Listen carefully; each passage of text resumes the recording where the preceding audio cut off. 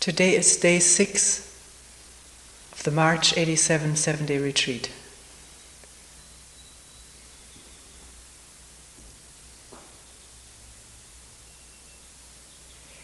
Yesterday, in bringing up several questions about the meaning of existence, meaning of life, purpose of life, and my life, and what is my responsibility, if any, to life or in life? We found that we had to understand the functioning of this whole system of me.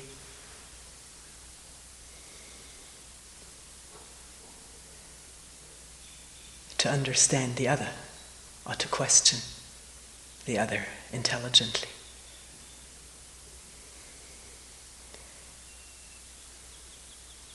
We toward the end just quickly sort of just did away with the questions about meaning of life, but we didn't talk about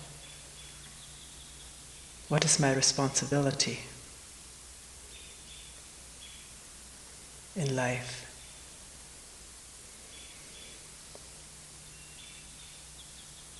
Which, when people ask it, is usually not just asked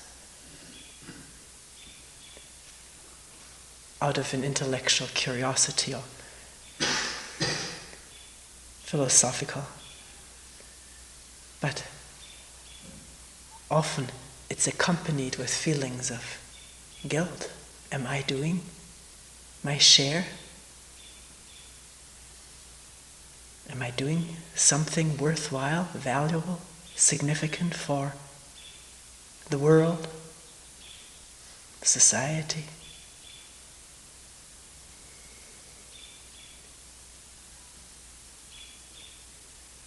Because I feel I should.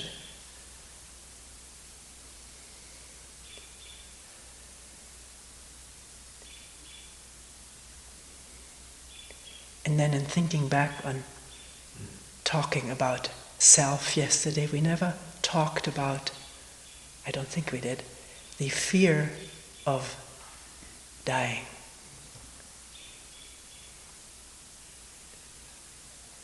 The fear of the ending of this story or series, TV series of my life.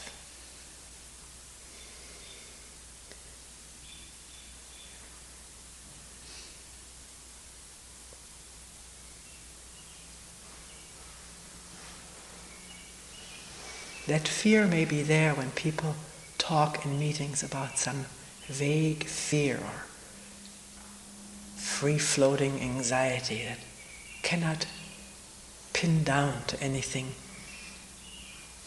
specific. It's not this, it's not fear of that, not fear of that. Don't know what it is, just fear.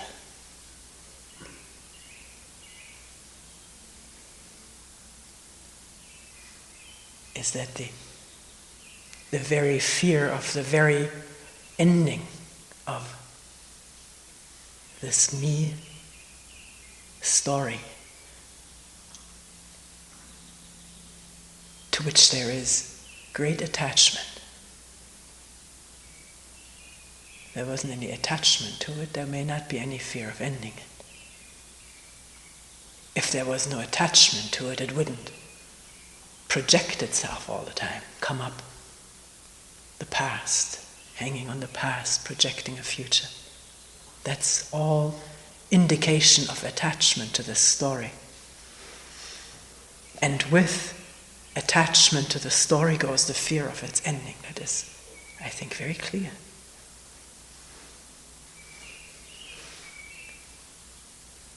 What I'm attached to, I'm afraid to lose. And because I'm afraid to lose, I get attached. To not face the fear of loss, which is the fear of loneliness, abandonment, being nothing in the eyes of anybody, including my own. Not being, not existing.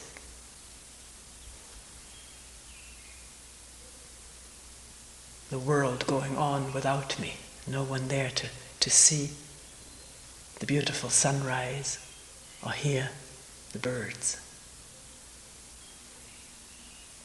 And the sadness that this thought brings with it. Usually one doesn't think it through too much, one stops with the sadness and then feels very sad about being sad.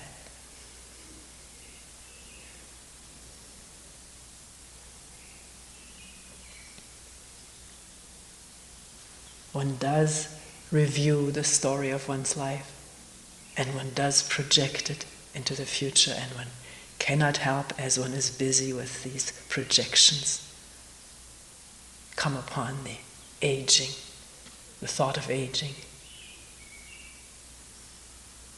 and dying. Oh, always changing, nothing certain, nothing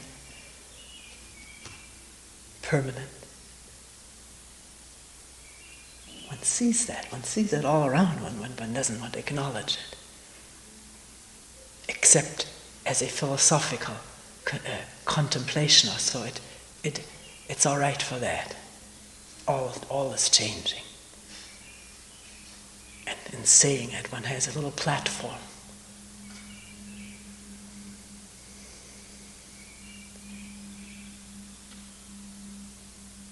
I don't want to change. To oneself, one doesn't want to change. I didn't mean I don't want to change. Wants to stay young, energetic, youthful, beautiful, attractive.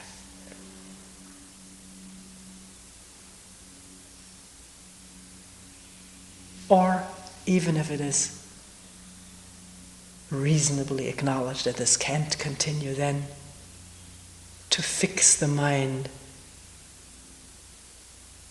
on something that is not perishing, that will survive.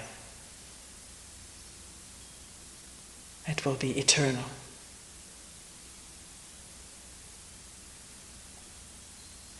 Indestructible.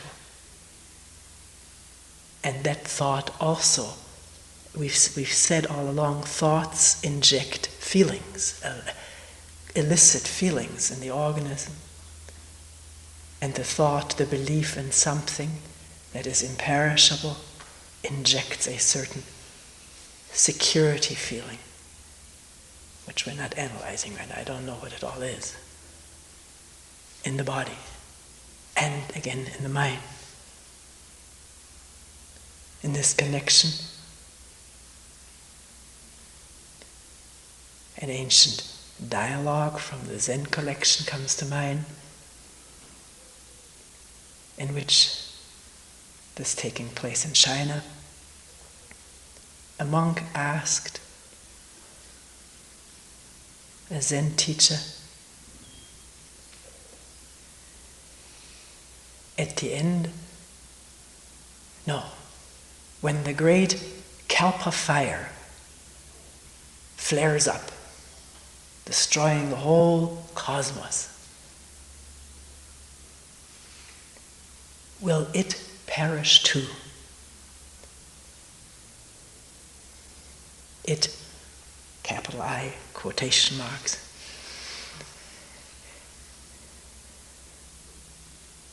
And the response is, yes, it will perish too. And the monk comes back. It will go along with the other? And the response, yes, it goes along with the other.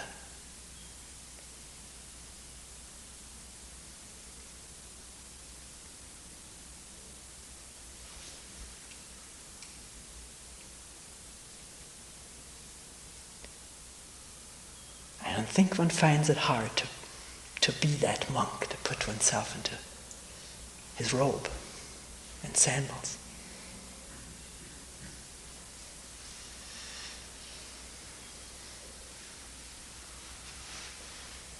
Afraid, anxious, insecure. Maybe not superficially going about his duties in a very energetic way. But inside, this nagging anxiety about, is there something that is imperishable?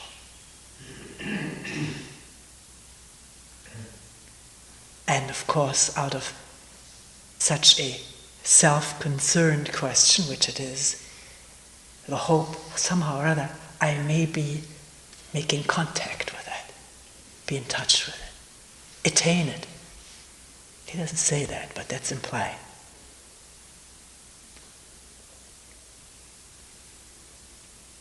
Because what good would it be if it is not attainable by me? Has no connection to me. As I know me, as I feel myself, as I sense my whole existence. And the answer is, it will perish.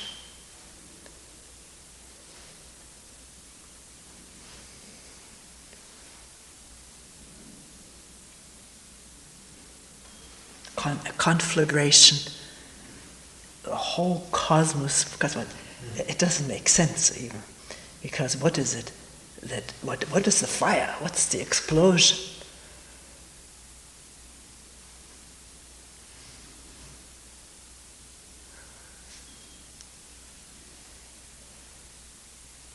It doesn't make sense, does it? What is the destruction? What is destruction?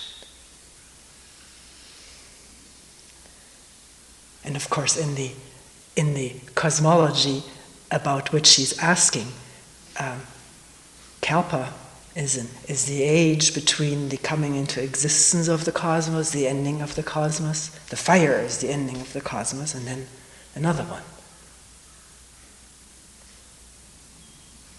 So apparently the new one, is too far away for him. He just wants to know. And there's tremendous conflagration. Well, true nature, Buddha nature, truth, self, with a capital S, whatever concept one has for this, will that perish too? Yes, it will perish.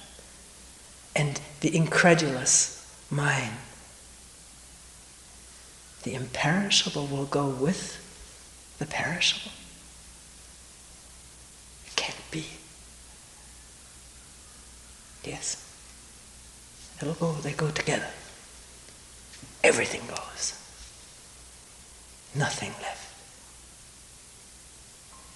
to hold on to make a thing out of, a thing of faith, belief, security.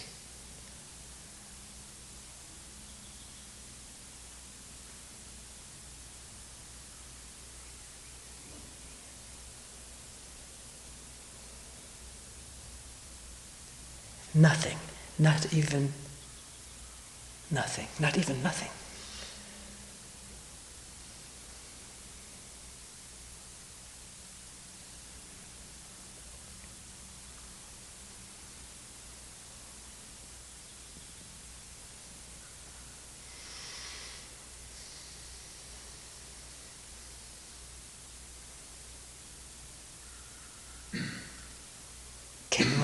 Can one live out of this realization? If it is in fact a realization that there's nothing to hold on to, that whatever is held on to is either concept or something perishable. Concepts seem quite much more imperishable than the natural things. They last and last and last. Added to, renewed, thrown over in place of new ones. Always something that one can conceptualize. Can one see what is concept? how it comes into being from, first of all, memory coupled with desire, will to be as me in some form or other. Maybe at one with the cosmos, but that's still me, one with the cosmos. Can one see that? And let go of it lightly. Because it's very easy to say, I let go of everything. I already have. This is no longer a matter of discussion, but of observing. And not observing on the surface, where the words are so powerful, where we tell ourselves, convince ourselves. But where we actually watch the images, the grabbing, the clasping, the clutching, the holding, and the fear of not being anything.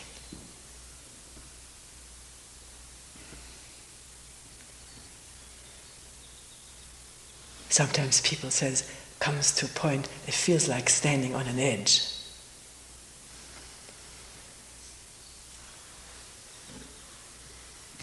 That's the me on the edge, and what's below, around, in front?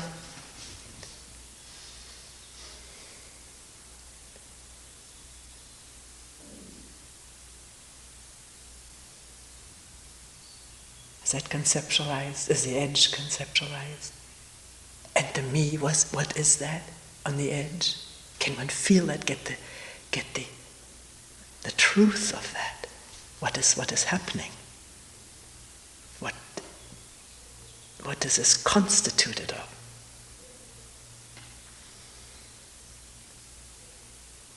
Is it wanting to know?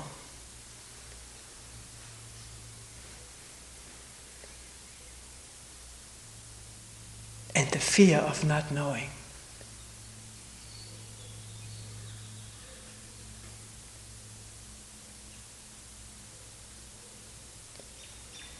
Sometimes one feels, if I only knew the unknown, then it would be all right. I could live with it. If I only knew what death was, could bring it sort of in the realm of the known, then my fear of death would be over.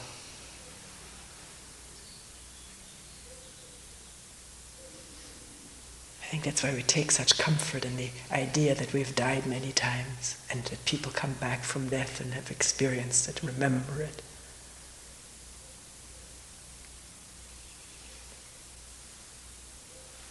Tell us that trip through the intermediate realms. That's good food to the anxious soul.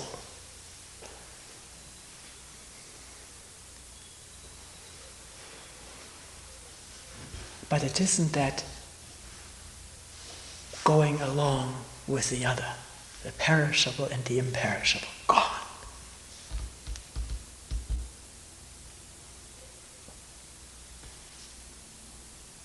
And not to be penetrated by thought, not to be made palpable, understandable through thought.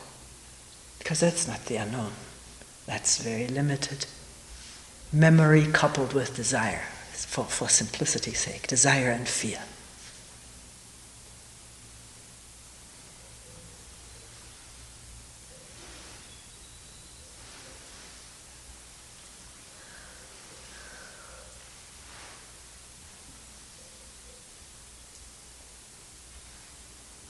Can one, in being in such a silent period of sitting, walking, lying, sleeping, eating, watch very carefully profoundly this clutching, seeking, holding, as it manifests in thought and image and physical accompaniment.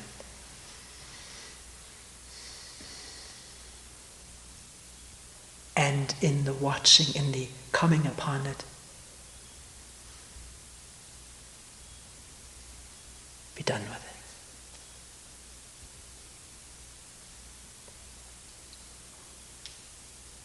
it. Really not knowing what's next. Really not knowing what's now. Which does not mean plugging the ears, closing the eyes, stuffing the nose. On the contrary, it's a complete openness of the whole sense network of this organism. Open, unprotected. Non-grasping, and non-defending, non-expecting, non-wanting. Just open. That's enough.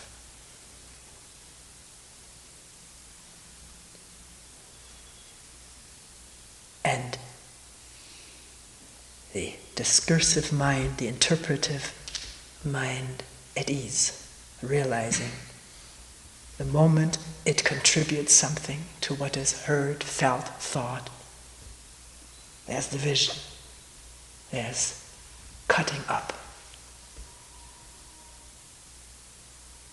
channeling, narrowness, shrinking.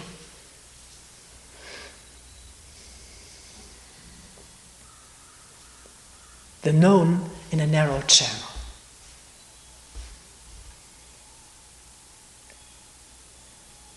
Me on the one end and my goal on the other. Or the world.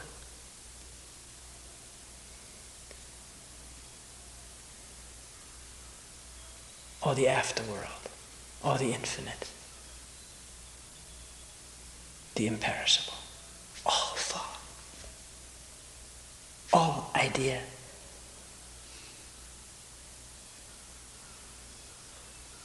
Why do we need that? I don't say we shouldn't have it or do it, but asking. So through asking, something is loosened from the mooring. Something that has been taken for granted to be anchored at the mooring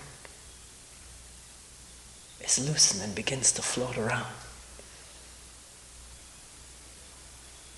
And then visible, hearable, feelable, seeable, and maybe sinkable.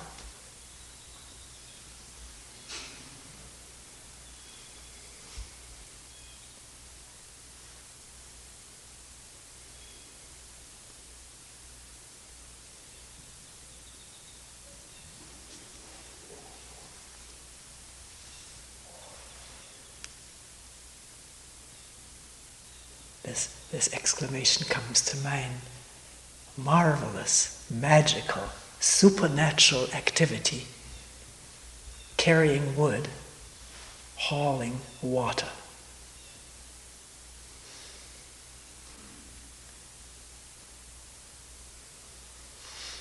Which is not a song and praise of work to promote it. It can be used that way. But I don't think that's where the exclamation was coming from. It was coming from precisely just this instant of nowness, isness, call it what one will.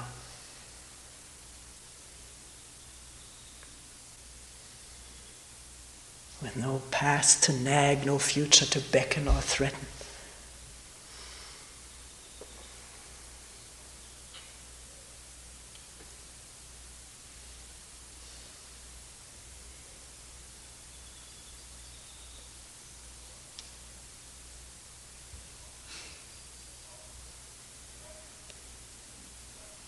So can we from here ask this question, what is my responsibility in life?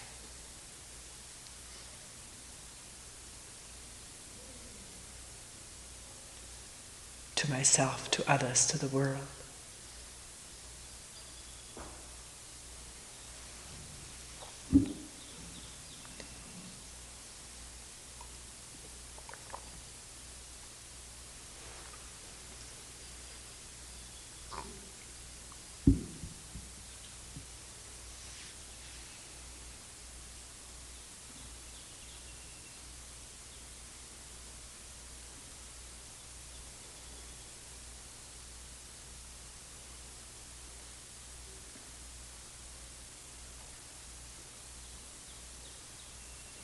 Will one, first of all, examine where the urge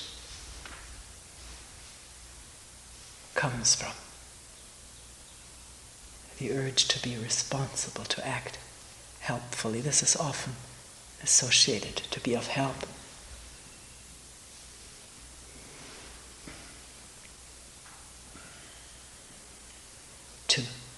To look at the motives, which can only happen when there is the non-defensive openness. No image of being a helpful person, or an image that's at least one may not have the image that one is one, but the super image that one should be one.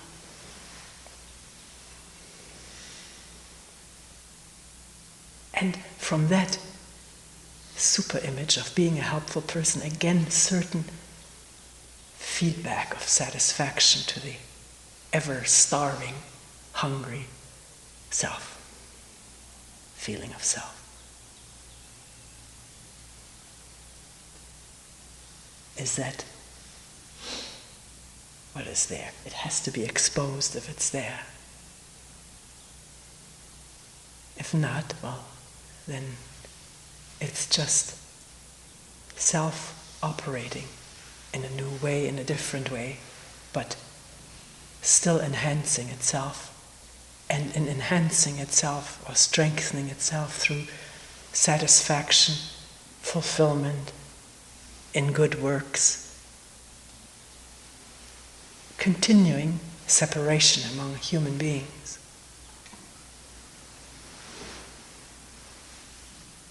That's why this topic is so elusive. We had a letter in the last newsletter about someone very seriously concerned, not just with doing what a situation demands, but also with looking at himself at the same time for the emergence of ego trip, self-satisfaction, self-righteousness. One person before retreat talked to me about this letter and said he found it very frustrating that Toni didn't say something at the end of this letter, what one should now do, whether this was right or not, what this man said or was doing. And then in spelling it out, sort of laughed and said, here I go again, wanting you to guide me, to tell me what is right and wrong, better or worse. A couple times in the letter, if I remember right now, there was a statement like, even if self does come up, so what? The seals are saved for the time being. Of course, the person has no illusions about how long these seals may be saved. But a couple times this, and even if there is an ego trip, so what?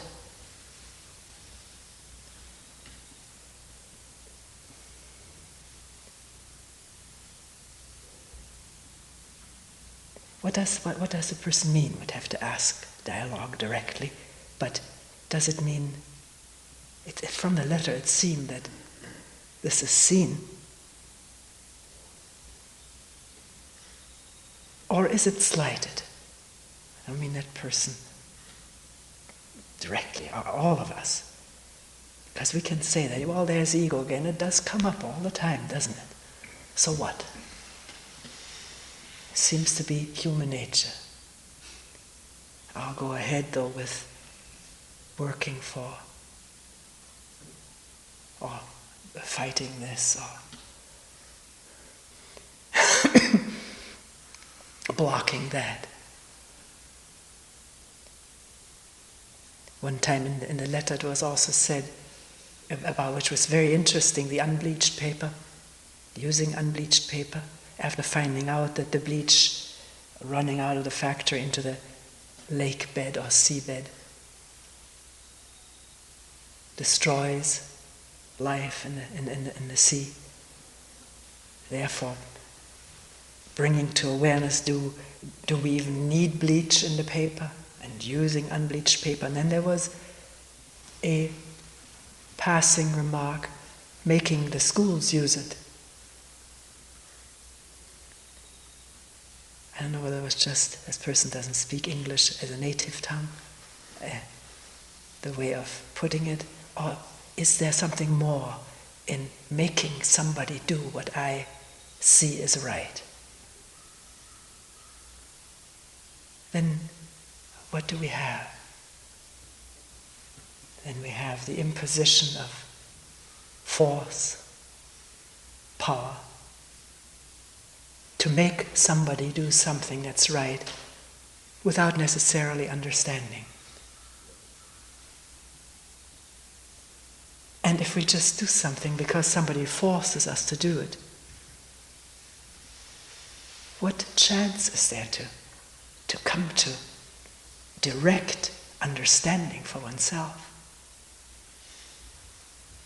Why do we have all these situations in the world which are so threatening, mushrooming, dangerous, disastrous at times? Why do we have them in the first place?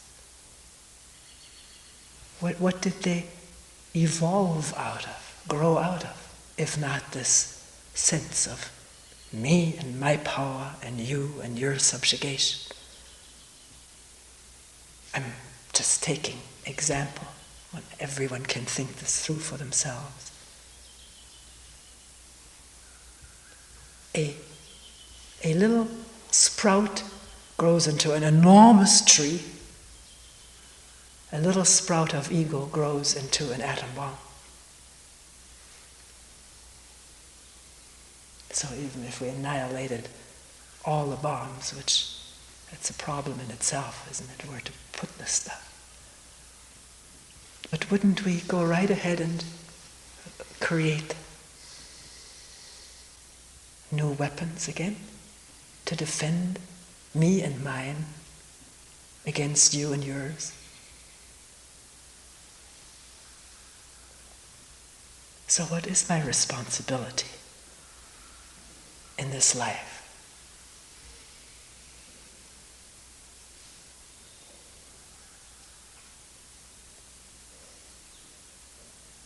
Wherever I am, wherever I may find myself.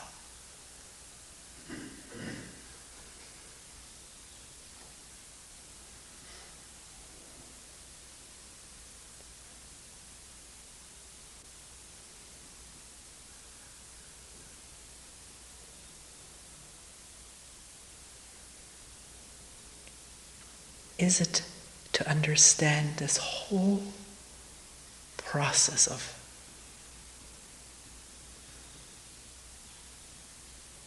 self-deception, illusion, other deception?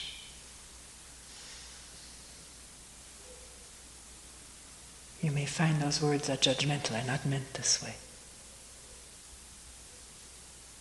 To examine the whole process of separation, isolation, and defense and aggression in oneself, where it is eminently accessible.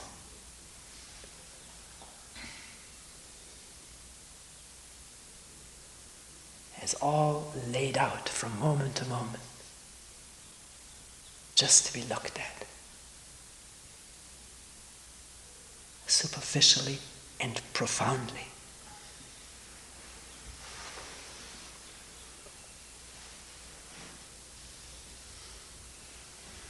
And not reacting to what is found, to see reaction and be done with it when it's seen. So that no so what creeps up. That is distracting.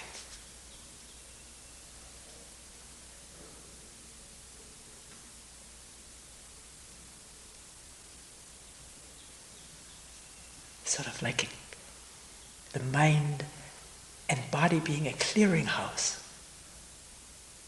Clearinghouse is some place where, I don't know enough about it, something goes through, is checked, and leaves again. Maybe Sam can tell me later. The mind and body being a clearinghouse in which everything is examined, looked at, and let go of, left alone, left alone to go.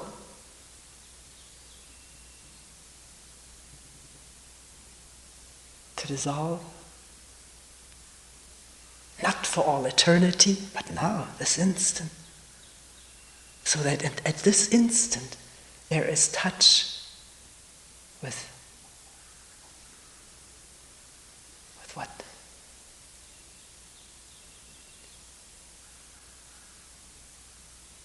With something that is not the self,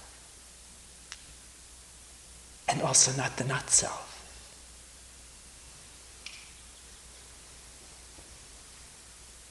Which is very, very, very still.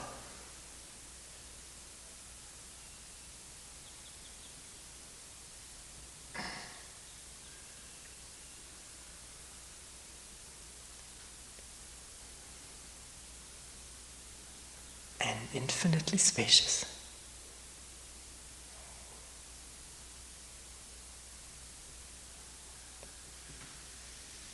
And when that touch is there now, then how will I relate to people and blades of grass around me?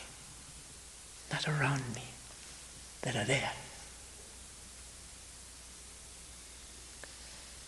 Then won't there be, without any,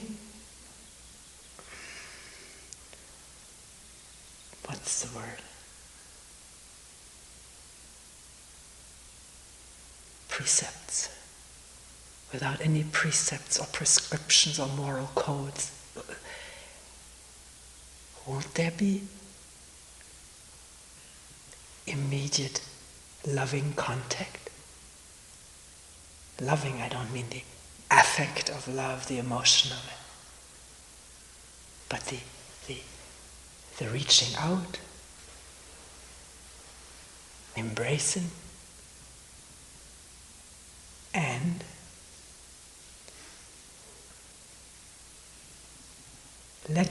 leaving each one and everything its own freedom.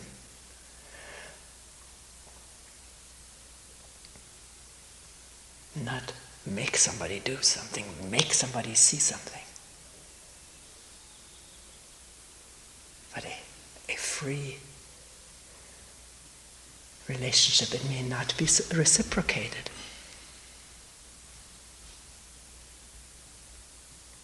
But then one will see why not. And not have projections of this person is this way or that way. One will see. Because one understands in oneself how it is when one is caught up in darkness, ignorance, self-centeredness. No freedom. That one can understand and will not condemn.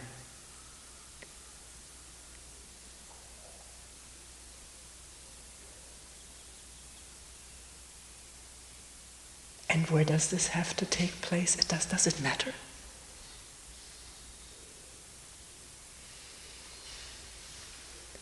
Let the moment itself say, demand, bring forth what needs to be done.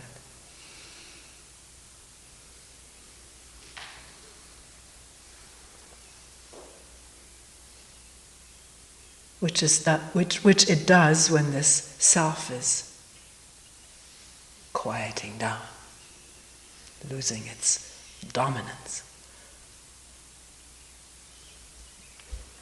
Not all the time, forever. These are our yearnings to have something for sure, made by the brain.